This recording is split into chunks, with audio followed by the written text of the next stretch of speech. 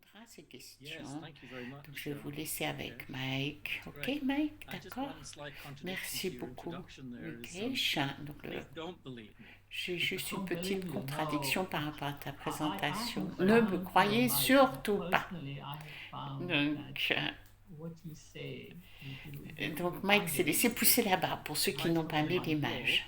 troll, but it comes with a warning. Please do not Donc, believe a word I say.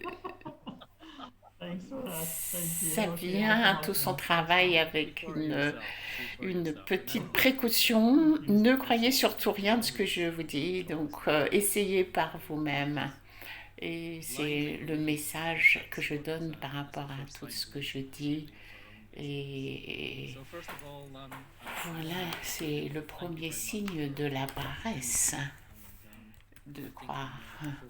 Donc effectivement, merci beaucoup d'être là. Et aujourd'hui, on va se recentrer sur le jeu de la vie. C'est notre thème pour ce soir. Un titre dramatique, c'est quelque chose qui englobe tout, je crois. Et donc, voilà quelques pensées que je vais partager avec vous sur la manière dont je comprends cela et comment on ne joue pas au jeu de la vie parfois et comment jouer au jeu de la vie. Et ce serait bien si vous avez des questions que vous les mettiez sur la question, sur le truc de questions et réponses qui est dans la conversation. Et puis, à un moment donné, on répondra à vos questions. C'est ce qu'on fait en général. Voilà. Donc, on va y aller. Je crois qu'on sait tous assez profondément, intuitivement, qu'on est ici pour jouer, que la vie est un jeu, que c'est une opportunité pour jouer les uns avec les autres. Et donc, on peut dire qu'il y a des contextes dans la vie, qu'on joue beaucoup de jeux dans nos relations. Et parfois, c'est un peu distorsionné. Et parfois, c'est pas tout à fait juste. Mais on sait aussi que très profondément, la vie est aussi un jeu. Et donc, on a tendance à faire, parfois, c'est à prendre ça trop sérieusement.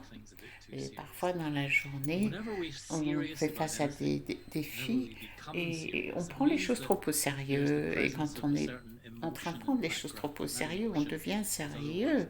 Et il y a donc la présence de certaines émotions et de la peur. Il y a parfois aussi des tensions qui sont aussi une forme de peur. Et donc, c'est un peu comme si cette peur qui a lieu un peu comme une forme de punition parce qu'on ne joue pas au jeu et on ne joue pas bien, on ne joue pas et on ne voit pas la vie comme un jeu. Donc quand il n'y a pas de peur, eh bien c'est qu'on ne joue pas le jeu comme il faudrait, c'est le sérieux. Mais si on ne joue pas, on n'a pas de plaisir. Donc si vous regardez un jeu de foot par exemple, il y a des règles. Et il y a des façons auxquelles on peut jouer. Et on peut être d'accord à propos de tout cela, mais si on brise les règles, alors il y aura une forme de punition. C'est-à-dire que ça aura un effet. Et donc cet effet, c'est que quelqu'un, ce qui a brisé la règle du jeu, eh bien, il va ressentir une forme de peine, une forme de détresse, parfois à l'intérieur, et parfois c'est celui qui est en charge du jeu, le référent, qui va lui mettre des points en moins. Et donc c'est comme ça dans la vie, quand on ne joue pas comme il faut, on crée des expériences. Et c'est comme une souffrance régulière, parfois on appelle ça le stress, la tristesse, la souffrance, et des émotions que nous créons. Et c'est le signe qu'on est en train de briser les règles, mais on n'a pas conscience de ce que sont les règles du jeu de la vie, mais on n'a pas conscience de les briser non plus. On est conscient quand on regarde un jeu que quelqu'un brise les règles, mais nous, on n'est pas conscient de ce que sont les règles de jeu de la vie. Et donc ce soir, c'est un peu une opportunité pour explorer avec vous ce que sont ces règles et voir si on peut arriver à les amener, les rendre présentes dans notre conscience. Et donc, si c'est clair pour vous, il y a des façons d'intégrer certaines de ces idées, peut-être, dans votre vie quotidienne ensuite. Donc voilà, on va présenter un peu toutes ces choses-là. Quelles que sont ces lois et ces règles? Elles sont à tous les niveaux de nos vies, en fait. Elles sont présentes partout autour de nous, même à l'extérieur. Dans le monde naturel et matériel, il y a la loi de la gravité, par exemple. C'est une loi, il faut la respecter. Et ceux qui ne le respectent pas, ils sautent depuis en haut d'un immeuble et puis voilà que c'est ce qui leur arrive, c'est assez désastreux parce qu'ils peuvent être vraiment dans la douleur quand ils tombent du building. Donc la souffrance et la peine, c'est un des signes qui montre qu'on essaye de briser une des règles de base de la vie. Et là, il s'agit d'une règle du monde physique autour de nous, de la gravité. Elle est là, mais on l'a parfois pris un peu sans y réfléchir. Il y a aussi la loi des relations. Les lois des relations, ça nous rappelle qu'il y a un don et une réception d'énergie. Et quand on donne et qu'on reçoit, c'est une loi d'harmonie qu'il y a.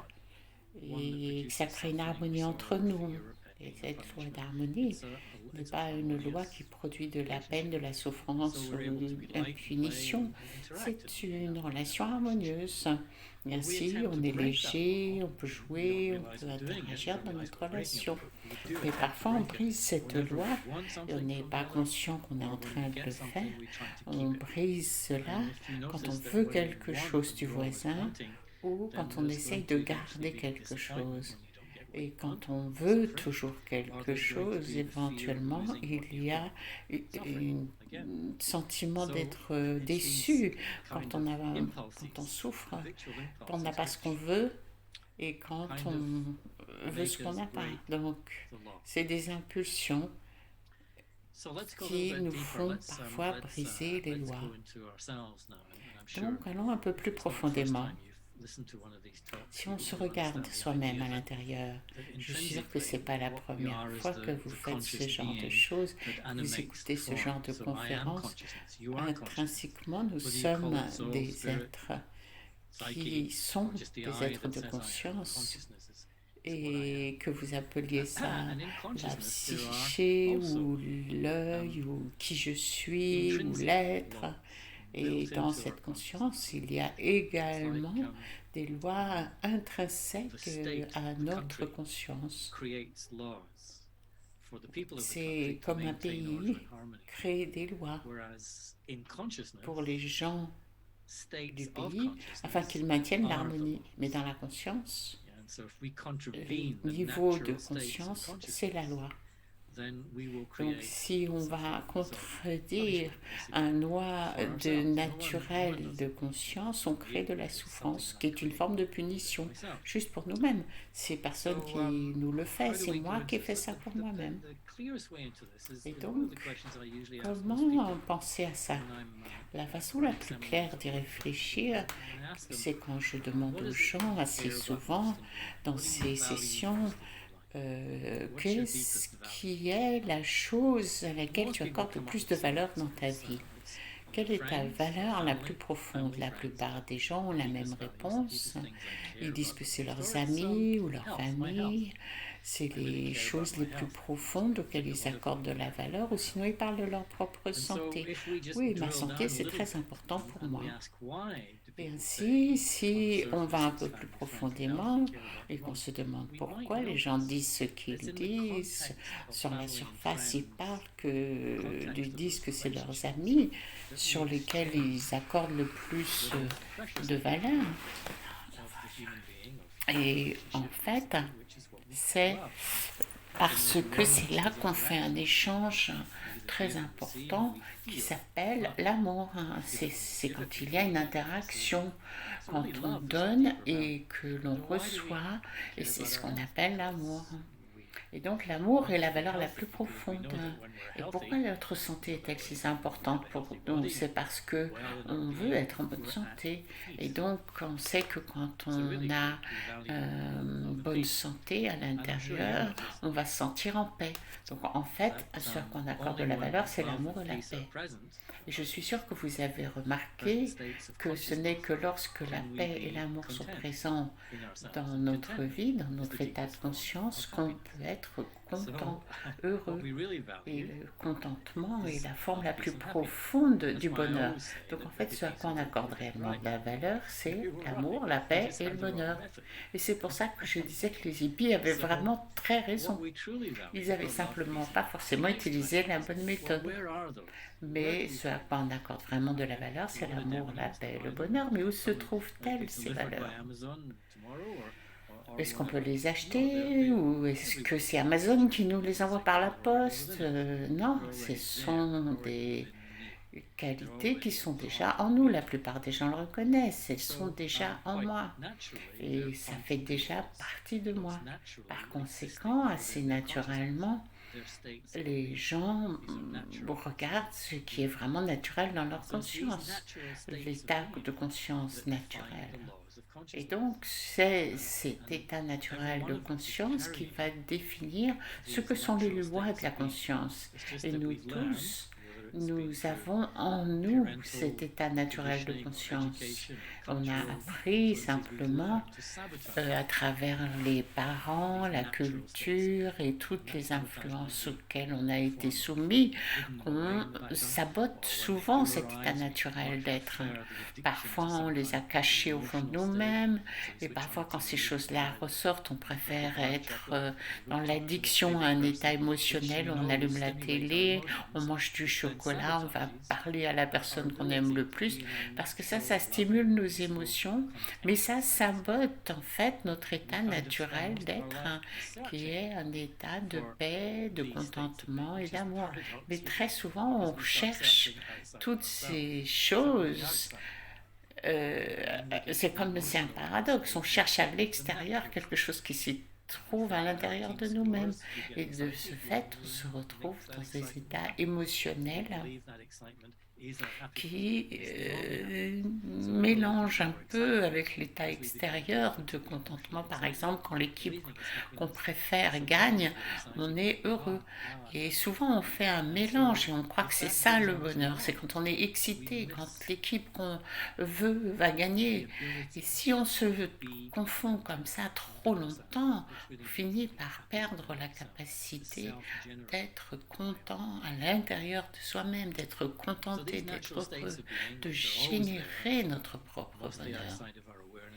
Et donc, tous ces états naturels d'être qui sont toujours là, même si on est concentré ailleurs et qu'on ne s'en rend pas compte, mais ces états naturels de conscience sont là, non? Et ça définit l'état naturel de la conscience. Mais si on contrarie cela, qu'on ne vit pas en accord avec tout cela, eh bien, on va être malheureux d'une façon ou d'une autre, où on sera sans amour, sans paix, sans contentement, et on va chercher ces choses-là de nouveau à l'extérieur. Je voudrais donc vous parler de ces trois choses-là à nouveau, pour vous donner une idée de la manière dont nous brisons ces lois. Parce qu'à moins de devenir conscient en moi-même de la chose que je fais ou de la façon dont je pense et de ce que je crée dans ma conscience, si je n'arrive pas à créer la conscience de ce que je fais, dans la manière dont je brise moi-même ces lois et la vie que je veux vivre, mais c'est une loi qui me permet de jouer au jeu de la vie. Et si je ne suis pas consciente de tout cela, je ne saurais pas ce que changer, comment le changer, ni ce qui se passe pour de vrai. Et donc, ce que nous cherchons, c'est cette compréhension-là. Comment et tellement de gens sont beaucoup plus intéressés sur ce niveau profond de compréhension. Et donc, notre état naturel c'est que vous cultivez, qui dérange la paix. Et c'est quelque chose qui arrive souvent dans notre conscience. Et chaque fois on énergétise nos habitudes, c'est comme si on sabotait notre paix intérieure. Et donc, chacune de ces habitudes va conduire à la peine et la souffrance. Et l'une de ces habitudes, c'est l'habitude de critiquer, de juger. Si vous entendez trop fort la voix en anglais, éteignez le son de la voix en anglais. Donc, ce que vous faites, c'est que vous jugez quelqu'un, et le moment où vous jugez quelqu'un, vous perdez votre paix. Quand vous critiquez quelqu'un, vous attaquez quelqu'un, vous êtes en train d'auto-saboter votre propre paix. Elle part. Et donc, quand vous sabotez votre paix, ça vous empêche de penser correctement, de voir clairement, et vous voyez plus la profondeur de ce qui se passe devant vous. C'est parce que vous avez perdu votre paix intérieure. Vous ne pourrez même pas être créatif.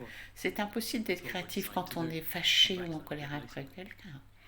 Et pourtant, c'est ce qu'on essaye de faire. On va y revenir plus tard.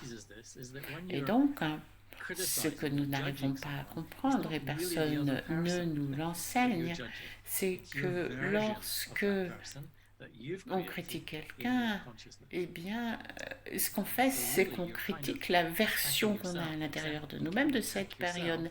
Et c'est ça qu'on critique. Donc, en fait, c'est comme si on s'attaquait soi-même. Mais au lieu de s'attaquer soi-même, on attaque, on crée des jugements, des critiques, etc. dans notre conscience, ce que nous avons créé nous-mêmes. C'est-à-dire que le Créateur attaque la création. C'est l'habitude que nous avons en fait développé dans nos vies. Et le monde entier nous encourage à faire cela, les médias, les films. C'est pas mauvais, c'est pas mal, je me plains pas d'eux, c'est juste la manière dont on fonctionne et comment tout cela est en route. Et donc, on dit pardonnez-les parce qu'ils ne savent pas ce qu'ils font. C'est une vieille connaissance et sagesse que nous connaissons tous. Et donc, on se sabote nous-mêmes, on sabote notre capacité à être en paix, notre capacité à être intérieurement paisible. Et la deuxième état de conscience qui définit l'état de conscience, c'est aussi l'amour. Et ce qui se passe, c'est quand on perd l'amour, quand on n'est plus aimant, c'est qu'on croit qu'il faut qu'on acquiert l'amour auprès de quelqu'un, que quelqu'un doit m'aimer moi. Et lorsque personne ne m'aime, je crois que je ne suis pas capable et digne de l'amour. Je suis pas digne d'amour avec cette personne, je cherche d'autres gens, d'autres relations. Donc très souvent l'amour romantique, c'est ça. Voilà ma personne spéciale, il est juste pour moi et moi je suis pour lui. Et donc quand on se rencontrera, ce sera toujours super. Et donc on passe beaucoup de temps à chercher cette source d'amour. On va au cinéma, on regarde la télé, on regarde des films d'amour, on regarde les relations que les gens ont à la télé ou pour de vrai et on se dit tiens voilà on pourrait faire comme ça. Et alors comme ça j'arriverai à avoir l'amour de ma vie. Et donc la vie est ainsi parce que la vérité de notre amour vient en fait de quelque chose d'intérieur. L'amour est quelque chose qui est un état de conscience qui n'est possible que lorsqu'on est empli d'amour vis-à-vis de cette personne. Si vous savez, quand vous donnez ce cadeau, vous leur dites, voilà, c'est de moi pour toi avec amour et j'attends rien en retour. Dans ce moment-là où vous êtes en train de donner, vous ressentez de l'amour. Et donc, d'où ça vient cet amour? Ça vient de l'intérieur de vous-même et pas du cœur de votre cœur, mais c'est là que l'amour vit. C'est ainsi qu'on a cette croyance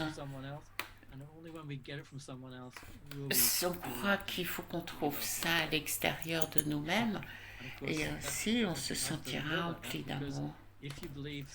Et bien sûr, alors, en fait, la vie ne marche pas comme ça.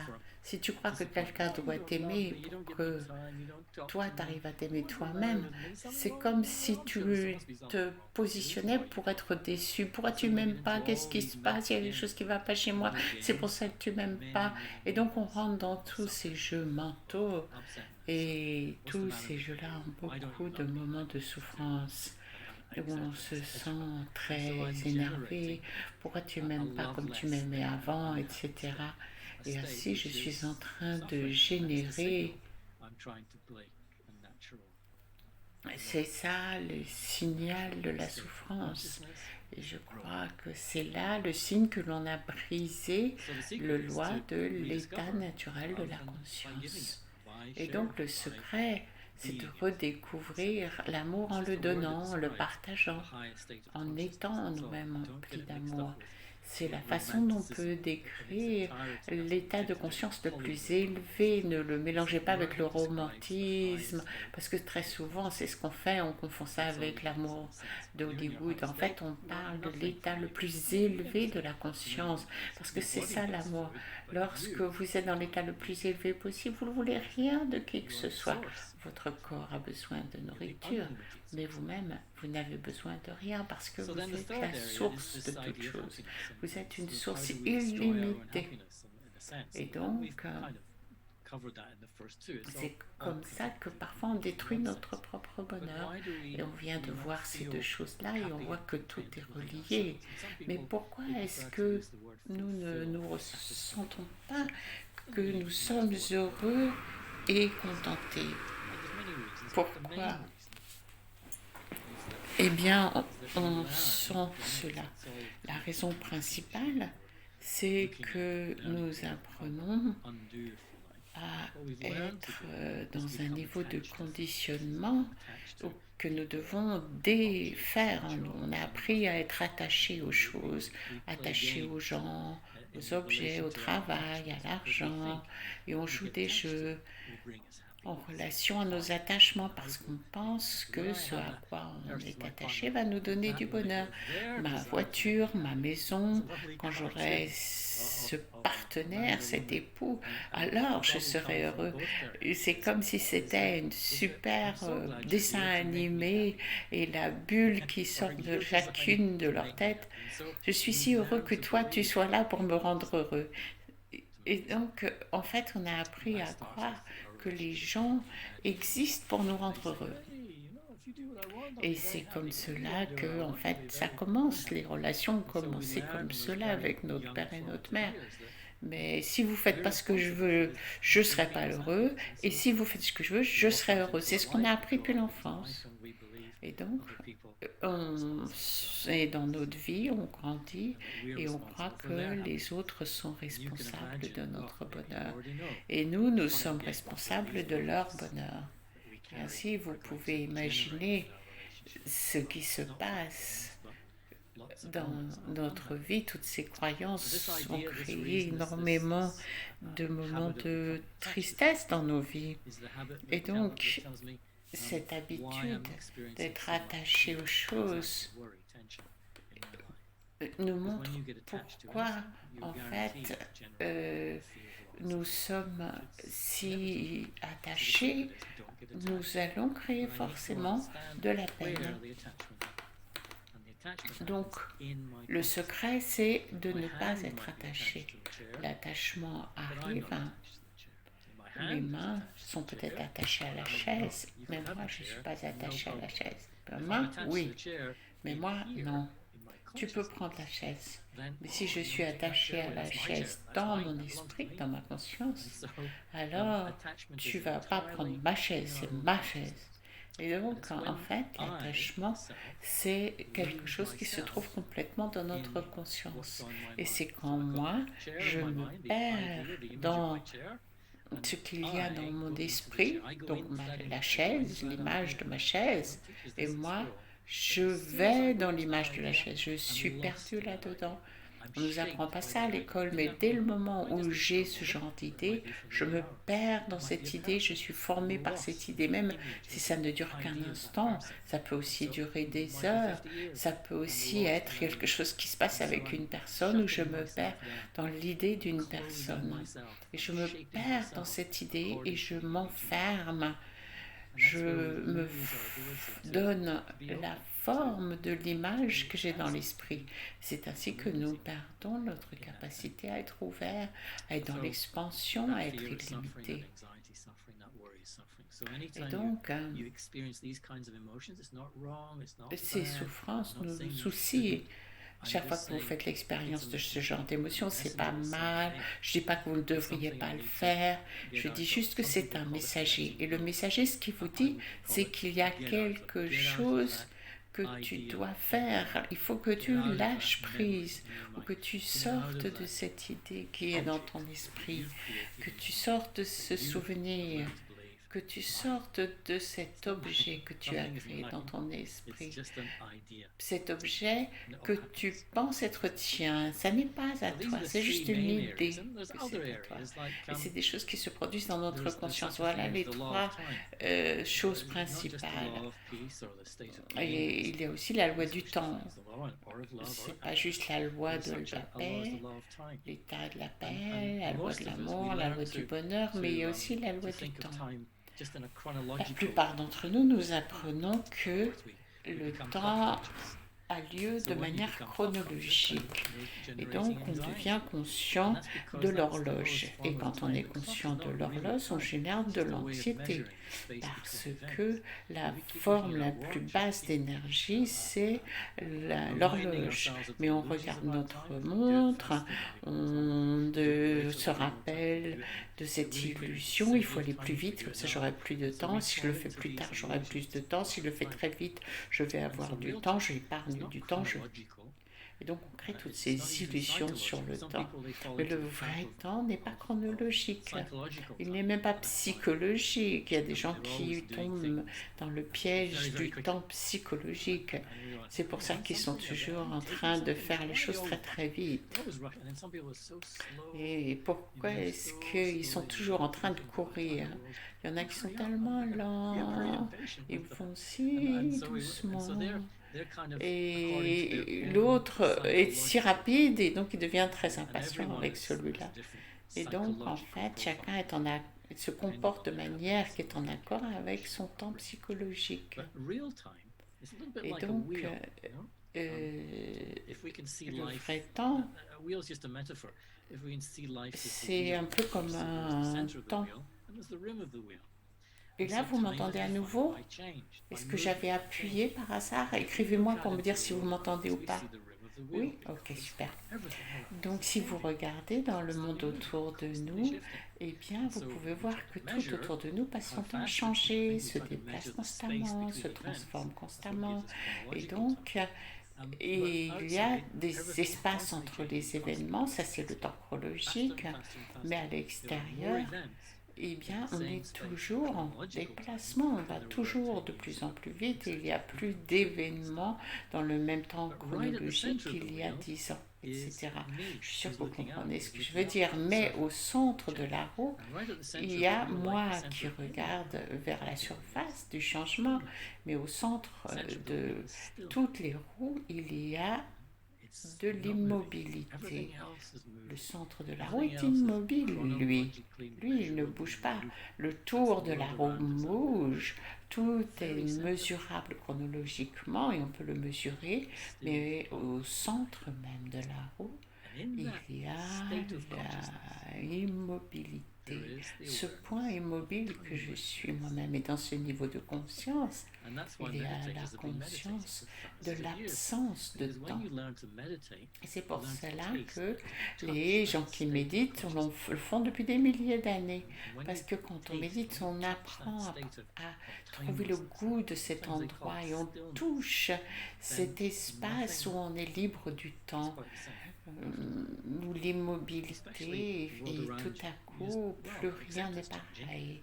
Une fois qu'on est arrivé là, le monde autour de vous, tout change.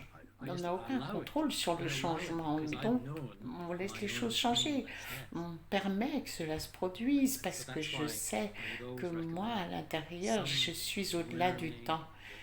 Et donc, ainsi, je vous recommanderais toujours à tous d'apprendre à méditer d'une façon ou d'une autre, peu importe comment vous l'appelez, mais ce processus vous permettra de revenir à vous-même, vous permettra de faire l'expérience ou l'expérience d'être au centre de vous-même, d'être un état naturel de conscience. Le moment où vous sortez de cet état naturel de conscience, vous allez vous retrouver de nouveau dans le temps chronologique et dans la frustration du temps psychologique des autres par rapport à leur façon de faire. Et vous essaierez donc de briser la loi de votre propre réalité au-delà du temps qui est pourtant votre état naturel. Donc, moi je trouve ça intéressant. En fait, je me parle à moi-même, je ne vous vois pas. Donc, au moins, j'ai du plaisir à parler, j'ai du plaisir à dire ce que je dis. En fait, la plupart des professeurs vous diront qu'ils se parlent à eux-mêmes. Et donc, cinquième loi.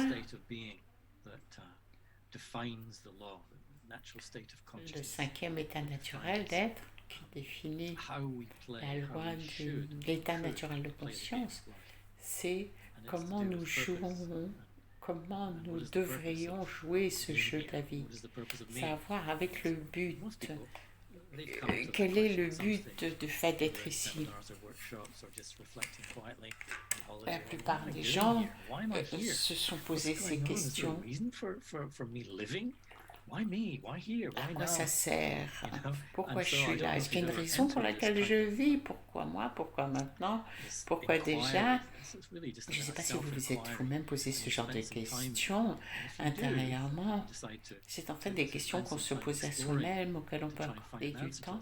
Et si vous décidez de réfléchir à cela et d'explorer les réponses que vous pourriez donner à ces questions, eh bien, en fait, qu'est-ce que je fais tout le temps où je suis là? Qu'est-ce que je fais? Quel est mon but? À quoi ça sert? Donc, qu'est-ce que je fais déjà pour répondre à cette question? Eh bien, j'agis, je me conduis, j'ai des attitudes, j'ai des émotions, j'ai déjà ces choses-là qui arrivent. Et quelle en est l'origine? La conscience. Tout cela a lieu dans ma conscience. Et donc, crée cette conscience. Je suis toujours en train de créer des idées, et etc. C'est ce que je fais toujours. Est-ce que vous avez déjà essayé de ne pas créer? En fait, c'est pas facile de ne pas être créatif. Parce qu'on est toujours en train de créer des pensées, des idées. Notre but, c'est d'être créatif. Parce que c'est pas juste un monde où on s'assoit toujours dans le centre de la roue. C'est un monde qui est plein d'opportunités où l'on peut créer notre vie. Donc vous créez votre vie, je crée ma vie ou je crée mon histoire. Si je décide d'appeler ça une histoire, c'est moi qui crée mon histoire. Mais le problème, c'est qu'on n'est pas conscient de ça. On n'est pas conscient de notre potentiel créatif. Parce qu'on est très impressionné par la création des autres et le monde de l'industrie du cinéma, etc. Eh bien, et par son temps à nous montrer l'importance de leur créativité. Quand on regarde leur créativité, on perd la conscience de notre créativité. Si tu t'autorises à être impressionné par la créativité des autres gens pendant trop longtemps, et c'est pas mal, mais si vous devenez dépendant de la créativité des autres, vous allez vous sentir vide. Vous allez vous dire non, moi je suis pas capable, moi j'y arrive pas, moi je peux pas créer ces choses-là. Et donc on se sabotage soi-même, on se sabote soi-même, pardon. Parce qu'on se sent vide à l'intérieur. Et c'est parce que je n'ai pas complètement découvert, développé ma propre capacité à être créatif ou mon potentiel de créativité. Et dès que je retrouve mon potentiel de créativité en tant qu'individu, eh bien cette insatisfaction disparaîtra. Parce que maintenant, vous êtes dans une mission, je suis là pour créer.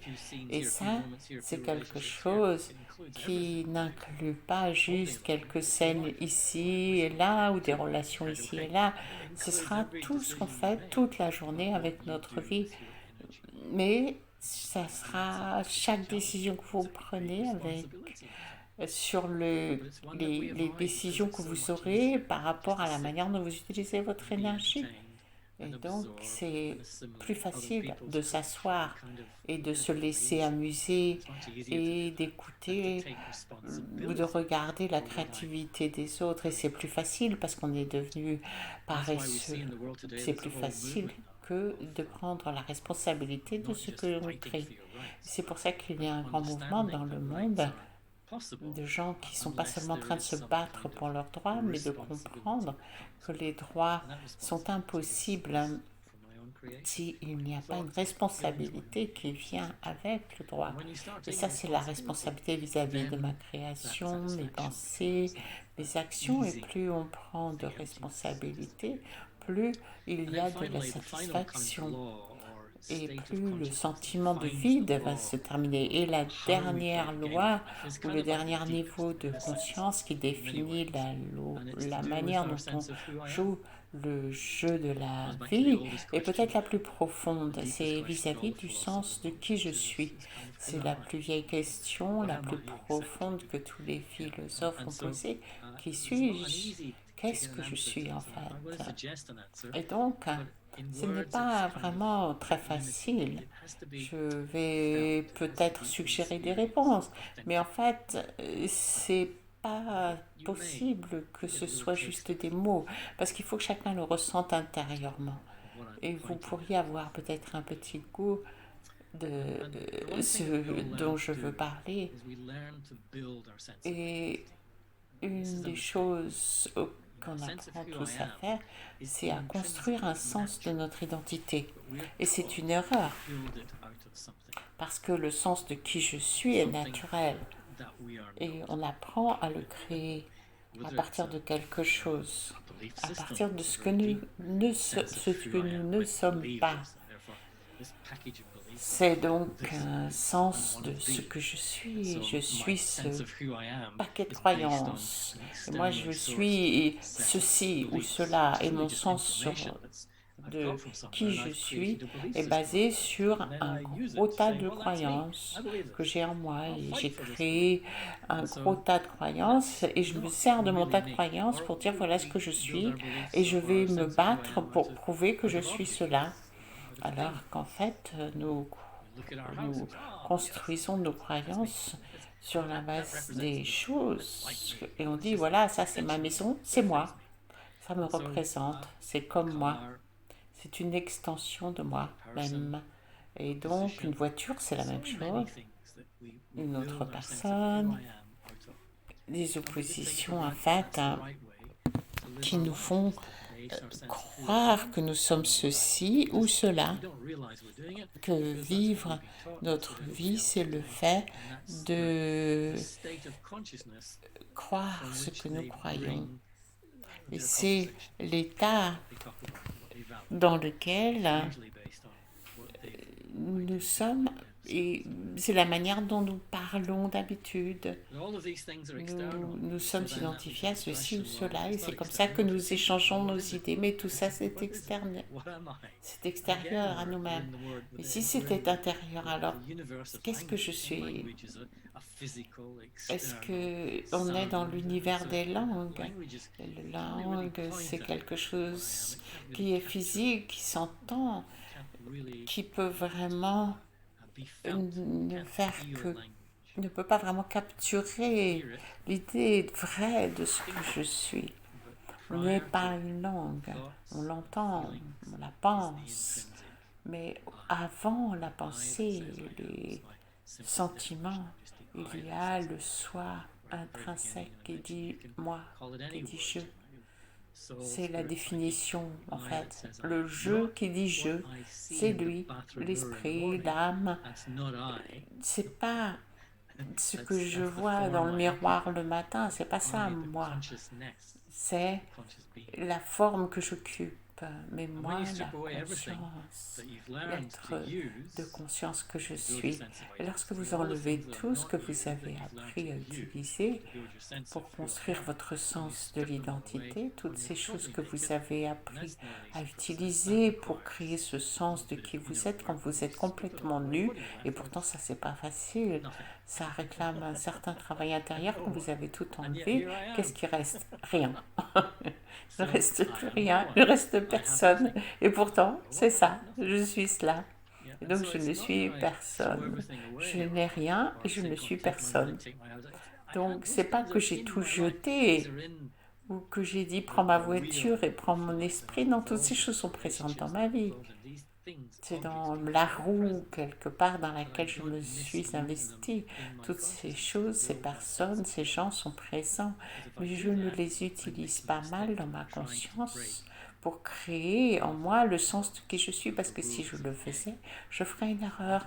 Et j'essaye alors, sans le vouloir peut-être, mais de briser une des règles de la vie, des lois de la vie. Si je veux jouer au jeu de la vie, il faut que je réalise qu'intérieurement, je suis juste le jeu qui dit je suis. Peu importe ce que tu dis, peu importe ce que tu fais, tu peux rien me faire à moi. Tu peux faire quelque chose à ce qu'il y a dans ma vie, à ma voiture, à mon tapis, à mes amis, à ma maison, à tout cela. Mais si je sais qui moi je suis, tu peux pas seulement ignorer ce que tu fais, mais je ne souffrirai pas. Je ne serai pas fâchée ou en colère ou triste du fait de ce que tu dis. Même si tu m'insultes, je réalise que tu ne fais qu'insulter ta version de moi-même. Tu peux pas m'insulter, moi, en fait. Tu peux pas me diffamer, tu peux pas m'offenser. Je suis, en fait, libre. Et ainsi, je ne perds pas ma paix. Je ne perds pas ma capacité à dire « Ok, ça va ». Je ne perds pas non plus, c'est-à-dire l'amour, et je ne perds pas non plus mon bonheur intérieur. Tout cela parce que j'ai réalisé qui je suis et que j'ai arrêté de faire l'erreur de m'identifier à ce que je ne suis pas. J'espère que ça a du sens ce que je vous dis. Donc, je vais m'arrêter parce que j'ai beaucoup parlé.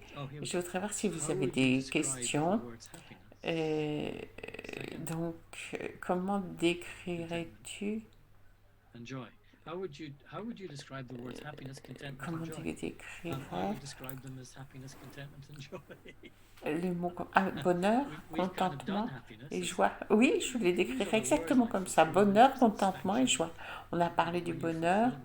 On peut utiliser les mots comme satisfaction, accomplissement. Quand on est accompli et satisfait, on est heureux. Le contentement, pour moi, c'est le niveau le plus profond du bonheur. Il y a aussi la joie, c'est une forme de bonheur. Et il y a aussi la félicité, qui est une forme de bonheur.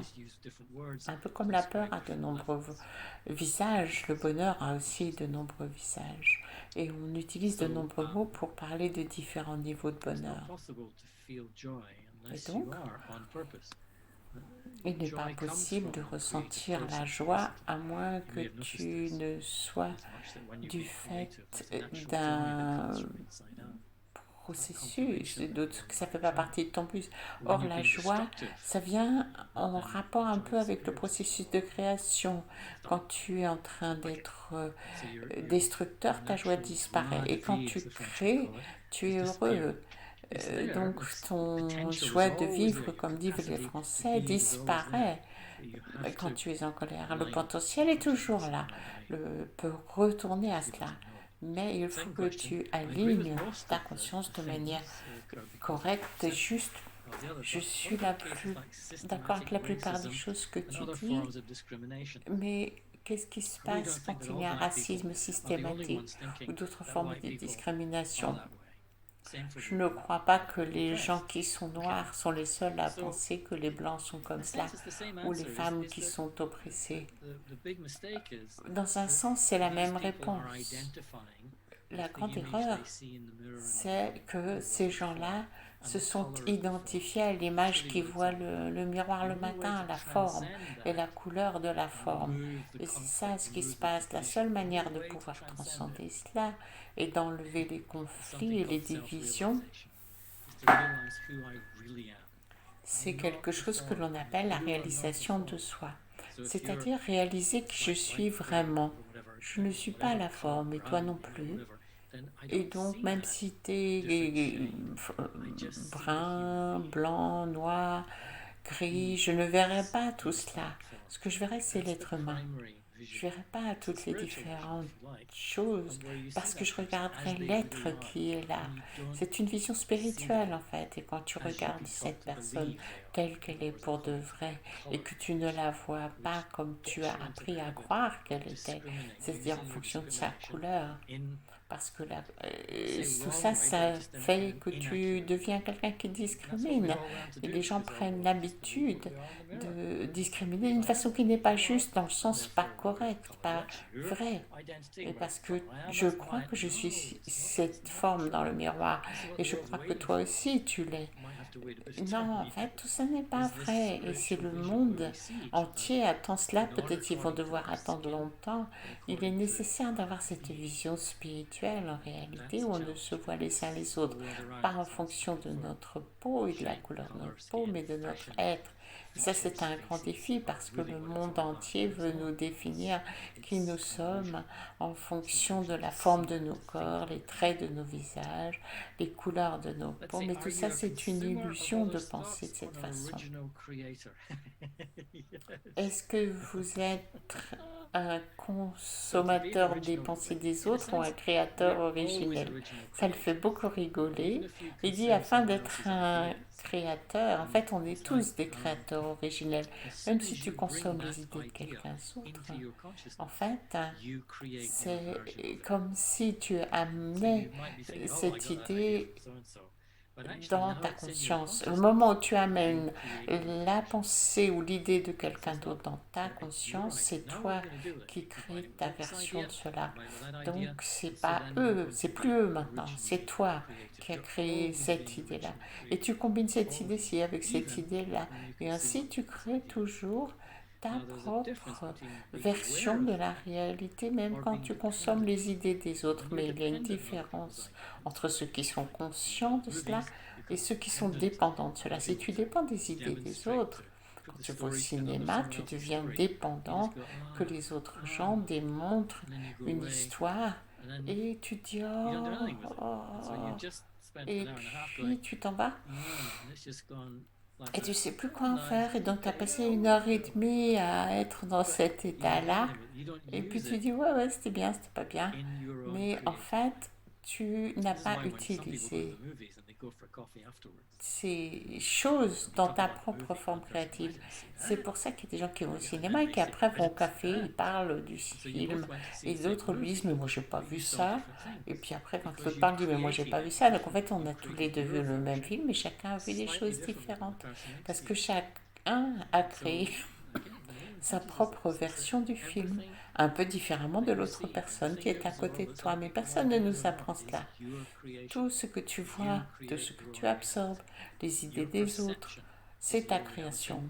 C'est toi qui crées ta propre réalité, c'est ta perception qui est ta perception, ta réalité, ta création, parce que c'est toi qui l'as créée. Une belle question, je l'aime beaucoup. Oh, voilà. Il n'y a que 3 questions, on dirait. Il y en a une encore. Mike,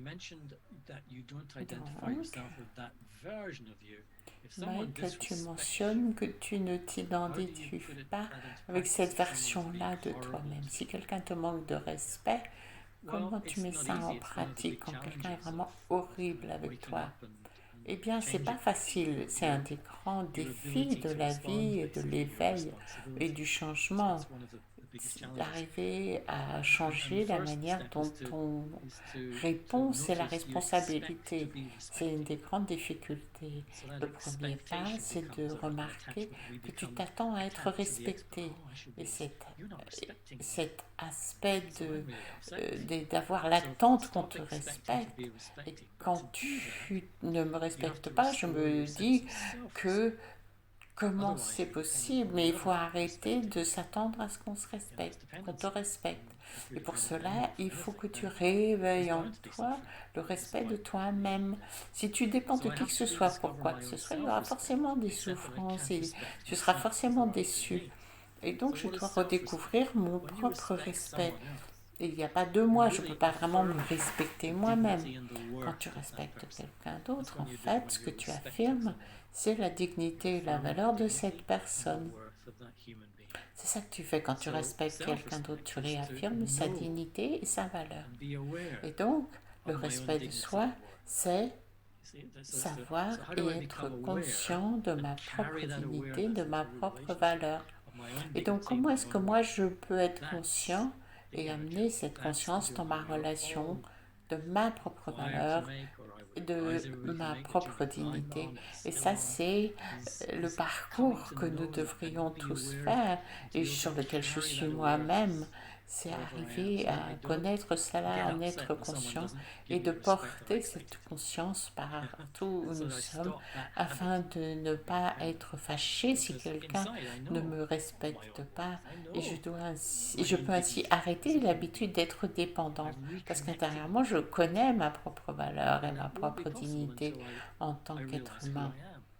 Et donc, ce n'est pas possible de faire cela à moins de réaliser qui je suis intérieurement, que j'arrête d'être dépendant de ce qui se passe à l'intérieur de moi. Parce que ça va toujours changer. Ça va toujours partir et revenir. Et c'est pour ça que les gens se sentent très sans sécurité intérieurement parce qu'ils ne sont pas vraiment expérimenté leur propre dignité et n'arrivent pas à la vivre dans toutes les situations. La deuxième partie de la réponse, c'est quand quelqu'un est horrible avec toi, eh bien peut-être que quand il est horrible vis-à-vis de moi, c'est peut-être pas forcément qu'il est horrible vis-à-vis des autres. Pourquoi je me dis qu'il est horrible? En fait, c'est pourquoi il me semble qu'il m'attaque. C'est pas lui qui me fait me sentir comme ça, mais c'est moi. Ce n'est pas ce que tu dis ou fais qui me fait sentir comme ça, mais c'est ce que je fais moi-même avec ce que tu dis ou ce que tu fais qui me fait me sentir mal. Et si tu arrives à vivre selon cette idée, alors petit à petit, tu peux te libérer du fait d'être affecté. D'abord, juger, c'est horrible, mais aussi d'être affecté par la conduite des autres. Et c'est pas facile. Je suis le premier à pouvoir vous dire que ce n'est pas simple. Parce que c'est un défi par rapport à toutes les choses qu'on a apprises jusqu'à maintenant, toutes ces choses qui nous maintiennent dans un état d'endormissement. Et donc, Mike a maintenant une autre question. Pourrais-tu dire que créer dans des relations réciproques où l'expérience a lieu avec l'expérience. Et plus tu deviens riche dans l'expérience, plus tu seras créatif. Oui. Donc, plus ce sera profond en toi. Tu vis ta propre vie comme cela. Bon, qu'est-ce qu'il y a d'autre encore comme question? Qu'est-ce qu'on peut faire pour briser nos propres habitudes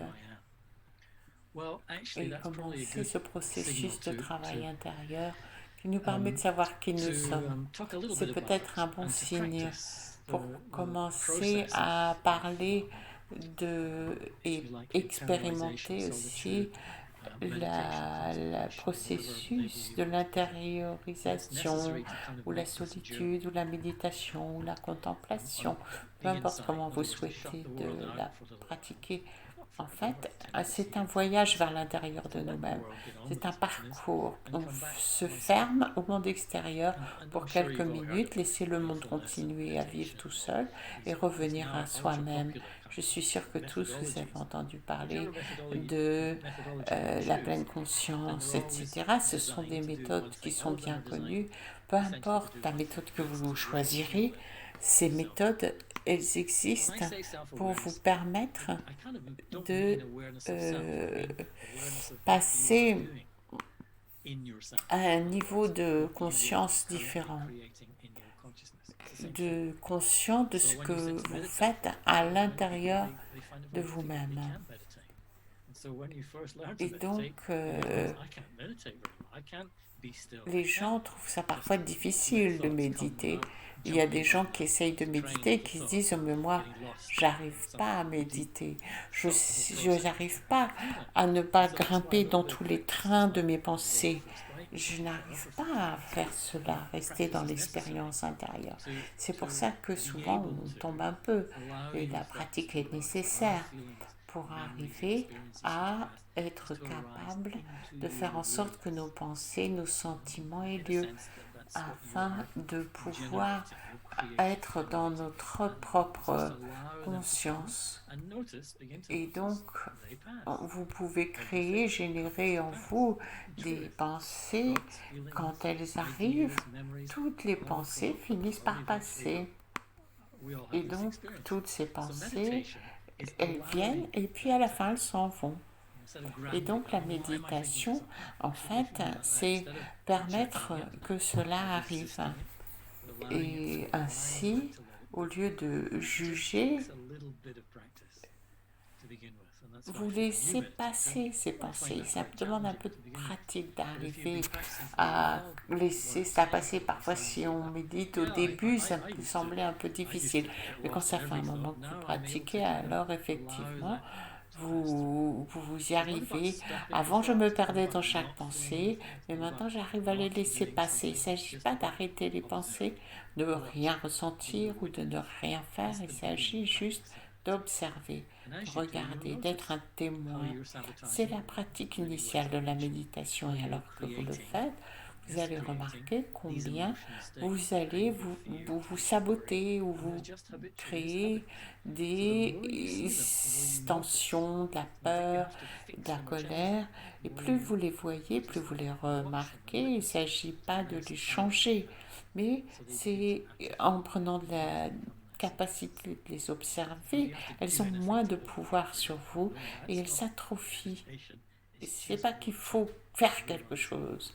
Non, c'est pas de la méditation, ça. Il suffit juste d'observer et de réaliser que ça, c'est quelque chose qui vient d'un espace où je suis attachée. Peut-être le vois, peut-être je le vois pas. Ça fait rien. À un moment donné, je m'en rendrai compte. Mais donc, je peux juste observer, laisser passer les choses. Voilà une des façons de décrire le début de la méditation. On va finir avec une petite méditation. Et donc, si vous avez encore des questions auxquelles je n'ai pas répondu, vous pouvez les envoyer à Inner Space. Et je serai très heureux de vous écrire pour vous répondre. Voilà. Je crois que nous allons avoir une petite méditation pour finir. Pour cela, je vais juste partager quelques idées avec vous. C'est un petit commentaire et je vous recommande de ne pas me regarder, de ne pas regarder l'écran, parce que si vous regardez quelqu'un, des fois c'est très difficile de ne pas énergétiser l'habitude de juger, critiquer, mesurer. Regardez un endroit de votre maison. Vous pouvez laisser les yeux ouverts, mais allez au-delà du fait de regarder, de voir. Et relaxez votre corps sur la chaise. Et donc votre corps se sent relaxé. Vous prenez la forme de la chaise. Vous amenez votre conscience loin du monde qui vous entoure et de cet écran qui est devant vous. Et soyez juste conscient de votre respiration. C'est toujours un bon endroit pour commencer. Il ne s'agit pas de forcer votre respiration, mais juste de l'observer. Comment vous inspirez, comment vous expirez. Vous pouvez le faire naturellement et être observateur, celui qui regarde, qui est témoin. And as you watch, you'll notice you become even more relaxed. Et alors que vous regardez, vous remarquerez que vous devenez encore plus Yet very aware, relaxé keenly aware. et pourtant très conscient, So bring that awareness back to yourself. très Just see if you can be aware agréablement being conscient.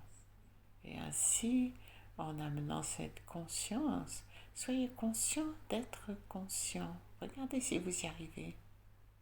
and bring your energy into your mind. Mind is like Et a amenez screen ainsi votre énergie dans votre which esprit. you get to create. L'esprit est comme un Give form to écran your thoughts.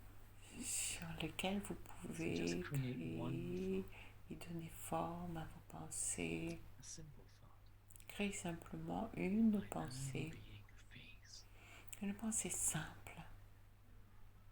Allow Je that suis thought to un pass être de paix. across the screen of your mind. Laissez passer cette Very pensée sur l'écran de votre esprit. Tout doucement.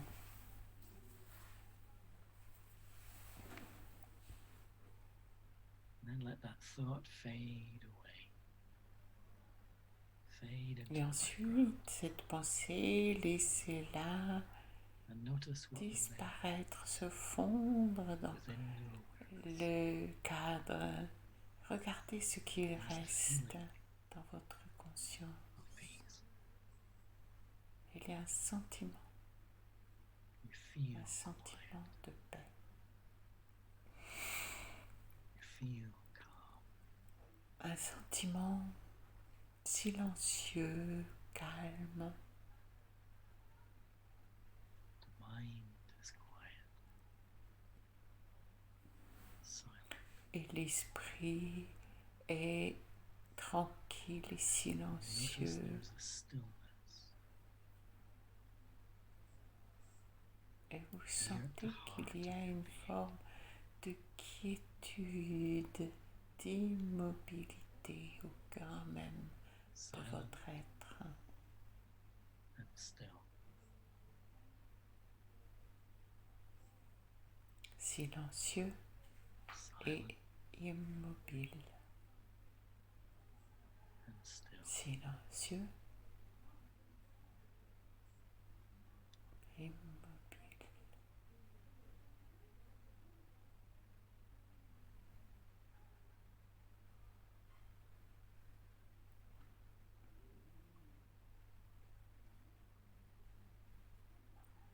And bring your awareness back out Puis amenez votre into the room conscience around you. de nouveau But bring dans la that stillness with you. pièce. Mais cette immobilité tranquille, as you look ramenez-la avec through vous these quand vous eyes, revenez. See Et from tout en that regardant à stillness travers vos yeux, regardez depuis cet espace de as you quiétude listen through immobile. these ears. Et Hear from that écoutez stillness. à travers vos oreilles. Entendez depuis cet espace immobile.